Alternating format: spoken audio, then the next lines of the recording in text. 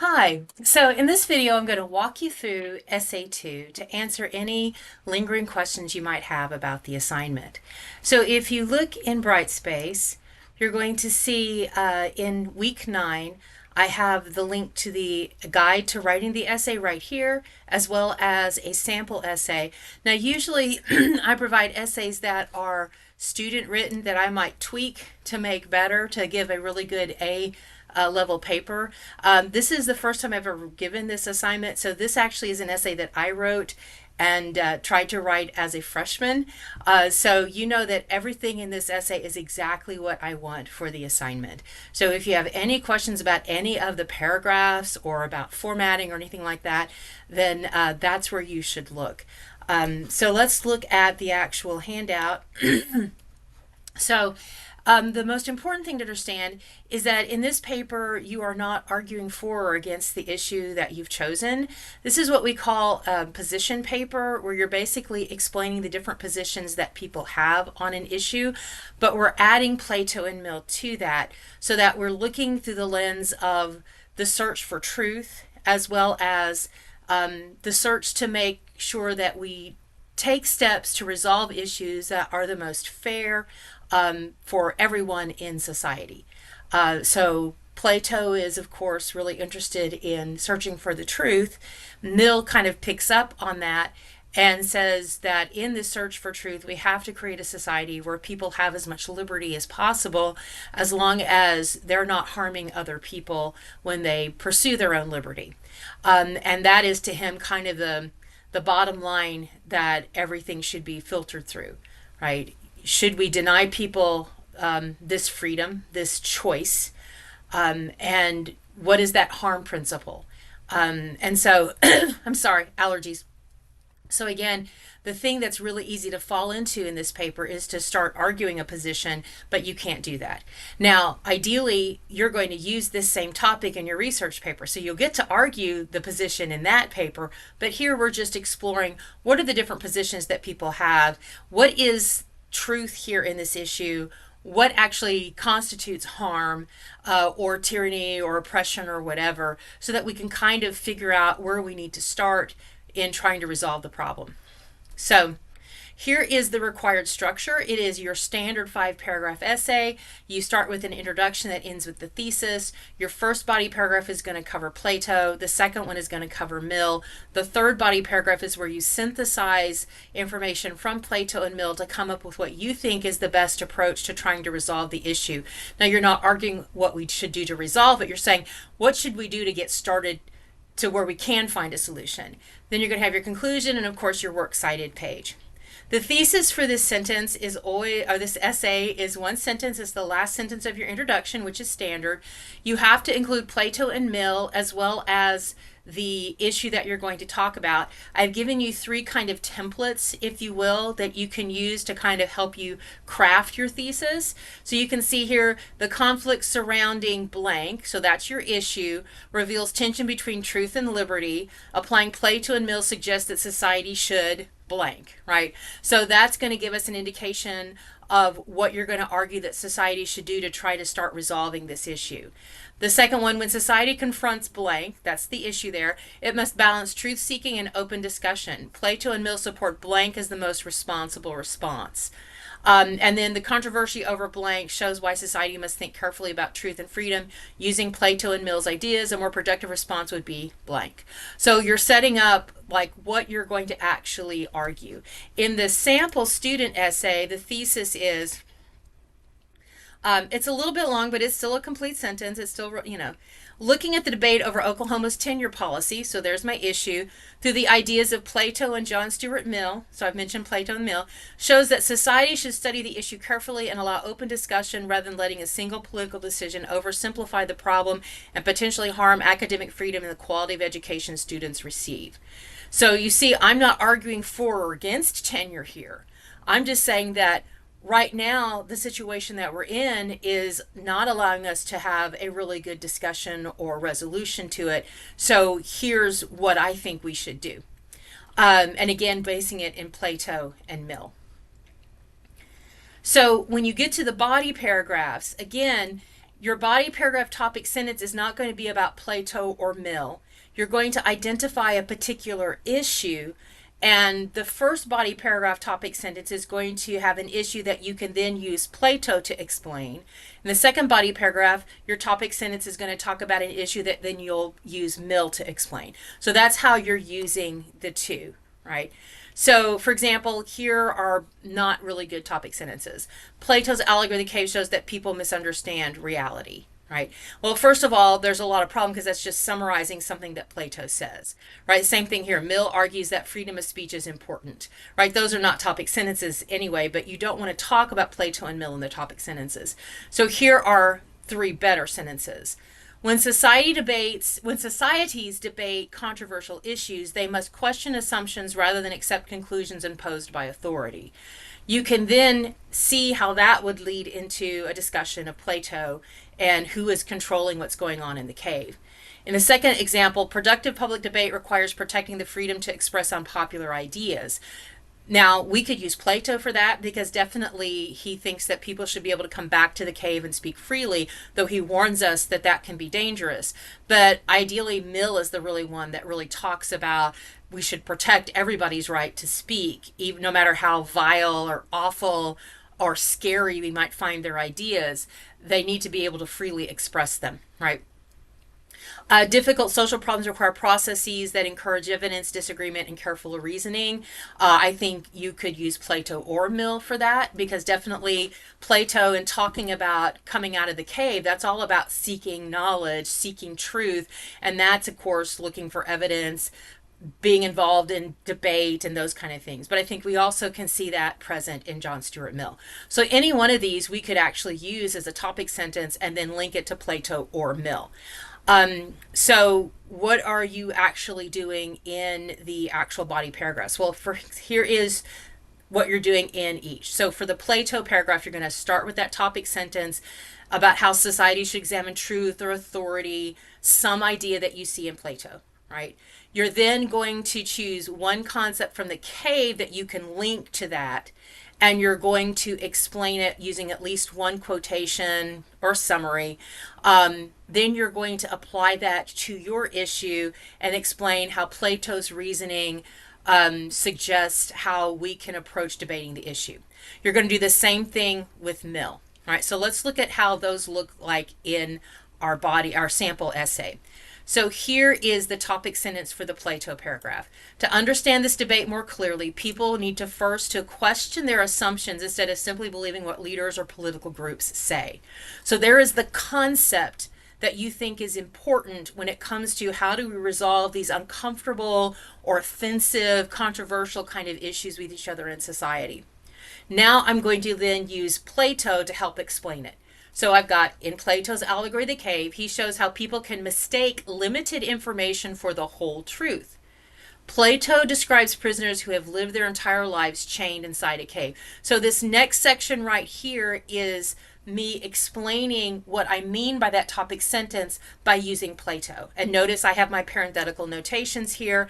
I haven't quoted, but I have summarized. So when I say quoted, oftentimes I just basically need to cite something from there. So you can quote or summarize.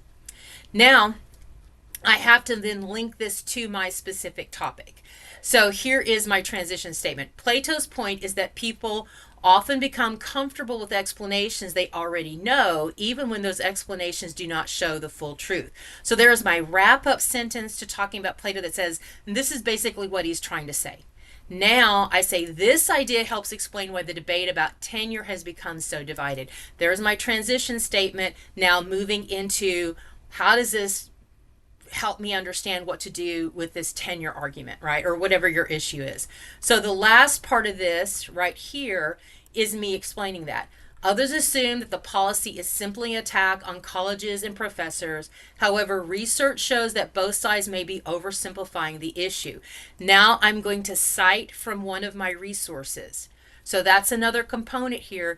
Everybody, in your Plato paragraph, you must have one citation from Plato and one citation from an article about your issue.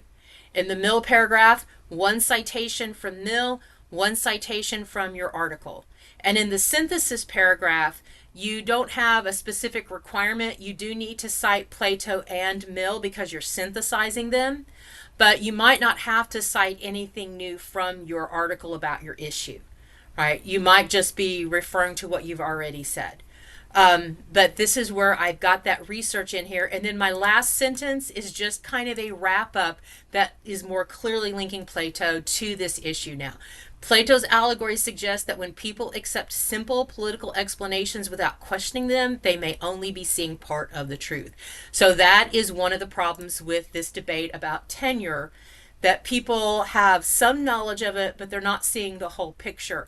And we have to have a much more thorough understanding before we can resolve the problem. Now, in the next paragraph on Mill, I'm going to do exactly the same thing, except I'm only going to be using Mill. So I've got my complicated open discussion is also important when society is trying to evaluate complicated issues. So there is my concept. Now I'm going to explain how Mill talks about that on liberty. So that's what this is. And notice I have two citations here. I do have a quote and a summary. Excuse me. So, and then I transition. This argument is important when thinking about the debate over tenure. So I've got my transitional phrase. And then this last part is then me citing from sources that I've gathered about the tenure debate, showing how open discussion is being hampered or suppressed in what's going on. And then I have that last sentence that kind of makes the connection. Now notice I do bring in another quote from Mill, because by talking about open discussion, talking about what's going on with the tenure issue, that links to what Mill calls the tyranny of the majority. So that made sense to bring that in there as well. Okay, so that's Plato and Mill. Now, the third paragraph is your synthesis paragraph. So this is where you're going to then talk about how society should responsibly address controversial issues. You're going to explain how Plato and Mill might agree or differ. And then you're going to say then what you think is the response society should make to this uncomfortable or offensive situation, and how can we begin to start resolving the issue, right? So we look here at the sample. Looking at Plato and Mill together suggests a better way to approach the tenure debate, right? So that's just letting my reader know what's coming up ahead. I'm going to look at what Plato and Mill said, and then I'm going to extrapolate from that and say, this is what I think should be done. So here I've got a summary from Plato about we need to question assumptions and examine evidence. I've got another citation from Mill that talks about open discussion. So I'm kind of bringing in part of what I used in those first two paragraphs because I'm synthesizing. That means I've talked about Plato, I've talked about Mill separately in the two previous paragraphs. Now I'm going to show how they work together to give us some kind of pathway out of this standoff, right? So when these ideas are combined, they suggest that controversial policies should be studied carefully and openly discussed before major decisions are made, right? So that is now what they're saying. Now I'm going to apply it to the debate. Applying this approach to the tenure debate means asking deeper questions about how tenure systems actually work in universities. So now what I'm doing is I'm looking at what's going on in this uncomfortable or offensive or controversial issue that I've chosen. And I'm going to look at what are all these people doing and what are they not doing? Why are we not having better communication? And in this part, I'm going to think about what I'm choosing to talk about, like assumptions and open discussion. And I'm going to say, this is what's going on, and this is what should be happening instead. So here it says, instead of relying on simple political arguments, policymakers and the public should examine evidence about how tenure affects academic freedom, faculty accountability, and the way universities operate. So most people are just throwing out these simple arguments, but this is what we should be looking at, right? And then important questions include how professors are evaluated, whether they feel safe teaching difficult topics, and how universities balance independence with public accountability. So I'm not arguing for or against tenure. I'm saying these are the questions we should be answering so that we can actually come up with a better solution to this problem. And here I say at the end, studying these issues carefully will allow society to move beyond simple political arguments and better understand the real consequences of changing tenure policies. So that's what that paragraph is about. Me showing you that I have an understanding of what the different places are arguing, but why are we not coming to some kind of good resolution, right? And then we're going to have our conclusion. So the conclusion is you're going to restate your thesis. You're going to reinforce why thoughtful societal responses matter. You're not going to introduce new evidence, though you can quote from any of your sources again, just as long as you're not trying to argue a new point. You're just reinforcing what you said, right? So if we look at the conclusion, I have my restated thesis. The controversy surrounding Oklahoma's executive order shows how difficult it can be to solve complicated problems when public discussion becomes strongly divided. Then, instead of examining how tenure actually functioned, the debate is turned into a simple fight over whether tenure is good or bad. So there is now, this is the problem, right? Tenure good, tenure bad. Well, maybe there's more than just an either or fallacy going on here, right? Then I'm going to bring in Plato warns, and then Mill agrees, right? So I'm reinforcing what I've already argued, right? And then if debates about education policy become dominated by political messages instead of careful study, decisions may be made without fully understanding the consequences. So this is what is happening. Now, why is that bad? Right? Because you're here kind of justify why do we need to actually take the time to have these difficult conversations, to talk to people who we might find very offensive or idiotic, right? It's because we might not be able to recruit strong faculty members if they feel like they're not going to have any kind of protection. Professors might avoid teaching controversial topics that help students think and navigate in the real world if they're worried they're going to be sued, right? But also, students might be harmed if universities fail to address ineffective teaching. If there really is a problem with professors who never are called to task because they have tenure, then that's bad for students, right? So here at the end, the real challenge is not simply deciding whether tenure should exist, but making sure society does not fall into an either or fallacy that prevents people from examining all of the evidence before shaping the future of higher education. This is why we need to have this conversation. And that's what you do in your conclusion. I didn't talk about the introduction, so we'll look really quickly here. Your introduction is establishing the facts of the matter. What is the issue? What has been happening? What are some of the major sides that are arguing? And why have we reached a kind of a standstill, right? Or why are we not progressing? So for me, for this issue, the kind of the spark was the February executive order by Governor Stitt that ended tenure. So that's what that first statement is. It's like this happened, right? And then I'm going to use Stitt and my other source to provide more information. The new policy says professors should have renewable contracts based on how they perform and what the workforce needs. This order immediately started a big debate. People who support it say that universities, right? And then on the other side, critics worry that this is going to happen, right? And then so that's kind of to establish what's going on. Now, why does it matter? Because tenure is tied closely to academic freedom, many people feel stuck on one side or the other. Some think it's just a way to protect jobs. Others think it's a way to protect independent thinking. This makes the issue seem like a simple either or choice, but this situation is actually more complicated. So this is where people are, but they might be oversimplifying it, right? Looking at the debate, then we have my thesis, right? Again, we're just kind of setting the stage. What's going on? What are some of the major tensions here between people? What are they arguing about? And then why do we need to have some kind of sense? And where can we find guidance from Plato and Mill to maybe help us figure out how to start resolving? Now notice I have my paper formatted properly. I have a title for my paper that reflects what I'm writing about. Notice I have my in-text citations. Every time I refer to one of my sources, whether it's a summary, a paraphrase, or a quote, I've got an in-text citation to avoid technical or straightforward plagiarism. And then I have my works cited page. Now you can look at this sample. Here is the Plato and Mill works cited entries that you should use in yours because these are the same handouts that you got. So all you have to do is open up this sample and take this right here and you've got your two citations for Mill and Plato. But notice I have 5 because I've got 3 articles that I found in research that I've cited from. So what you should do is look, everything that's here, look and make sure, have you cited from it? Can you find a reference to Krupnik? Can you find a reference to Stitt and Whitford or whatever the names of your sources are? If you can't, then either you've got plagiarism where you've not indicated in your essay where you've used it, or you ended up not using it and you got technical plagiarism because you've got an incomplete citation, right? Both of those are bad things because they can refer in really bad deductions. So again, one of the things that I do before I turn in a researched paper is I print it out, I rip the works cited out and put it on one side, and as I read my paper, every time I come across a citation, I check it off on my works cited list. If there is something that I cited from my essay that's not on the works cited list, I make a note that I need to add it. When I'm done reading, I look at my works cited page. If there's anything that's not checked off, then I'm good.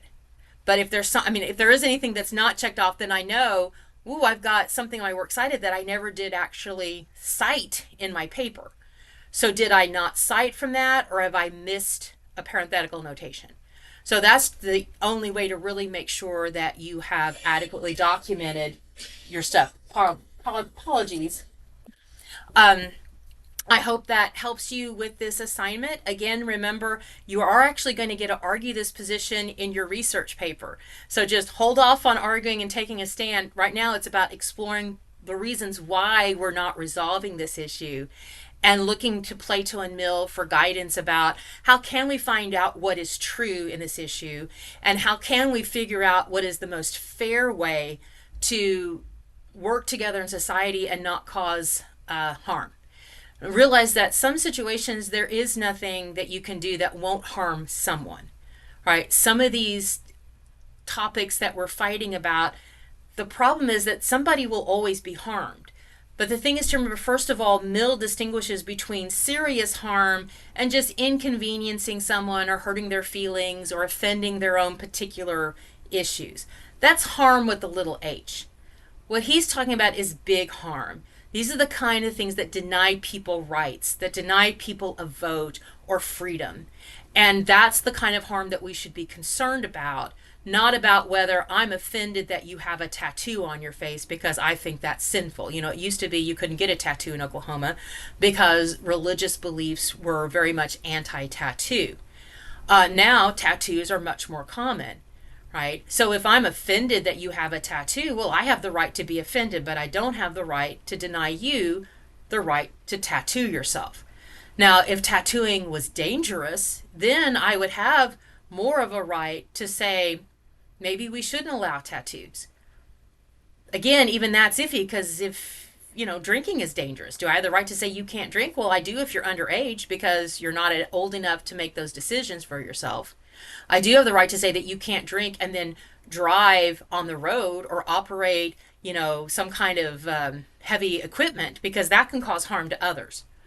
But if the only harm you're doing is to yourself, Mill would say, well, if you're in your right mind, then you have the right to take those risks. So it's really important when you're looking at this and I tried to bring this out when I gave feedback on your thinking maps and your topics, make sure that the harm you are identifying is real harm the way Mill would couch it, and not just the kind of harm that happens when, somebody just doesn't like, something that you said. But, okay, then don't listen to me, right? Okay. All right, well, good luck with that. Email me if you've got any questions. I'm looking forward to seeing your essays. Bye-bye.